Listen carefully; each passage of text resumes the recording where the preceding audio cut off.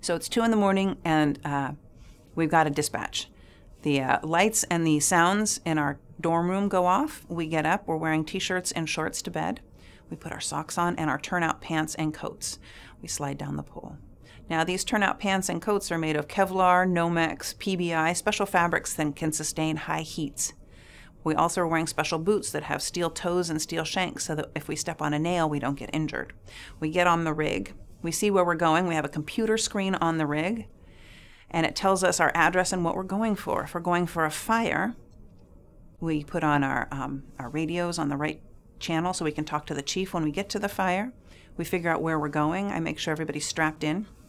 And we go out the door. When we leave, we push the button, the door goes down, and we go lights and sirens. I push the siren button, and my driver pushes the horn, and we have the flashing lights. We get to the scene, and depending on what order we get to the scene is what we're going to do. So I'm on an engine company, which has water, hose, and the pump. So we're going to put water on the fire, or we're going to back up the first team that puts water on the fire. If we're first in, we're going to take hose from our rig and go into the place of fire and put it out. If we're second, we're going to back down and make sure the first engine has a supply of water, and then make sure that their hose going in is not kinked or anything's wrong with it. Then we're also going to go in. Before we go in, we make sure we have air packs on our back and a mask on our face so that we can breathe inside without inhaling the smoke. It's very important.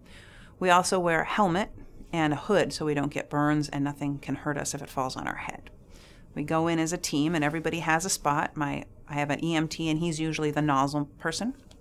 My paramedic would be the person to make sure there are no kinks in the hose and to help push the hose into the building, make sure it doesn't get caught under tires, and help progress the hose line either up the stairs or down or into the house. And then I'm next to the person on the nozzle, making sure that the water goes where it should go to put out the fire. And once it's put out, we have to take all the burned items from the house. And that sometimes takes hours. It's a lot of work. Make sure there's no place for hidden fire to be. So we have to take the walls apart and the ceiling apart to make sure there's no embers in there that could start again later.